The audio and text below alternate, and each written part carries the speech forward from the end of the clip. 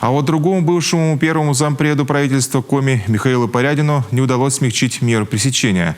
Напомним, экс-руководителя администрации главы региона арестовали 25 октября прошлого года. Незадолго до этого его задержали в Москве и этапировали в Сыктывкар сотрудники УФСБ по Коми.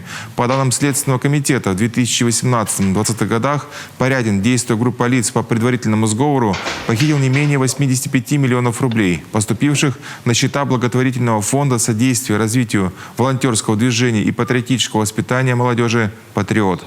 Арест Порядина продлевали уже дважды, последний раз 17 марта. Однако с таким решением обвиняемые и сторона защиты не согласились. Меня содержат под одной крышей с убийцами, с грабителями, с тем, кто занимался торговлей наркотиками. Неужели все мои заслуги не перевешивают и не позволяют применить ко мне более гуманную меру пресечения? Я вижу свою семью.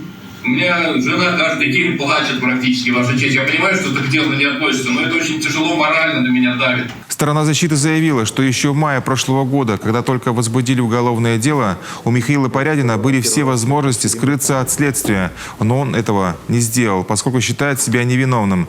Экс-чиновник согласился сотрудничать со следствием. Верховный суд Коми поддержал гособвинителя и оставил бывшего первого зампреда под стражей до 20 мая.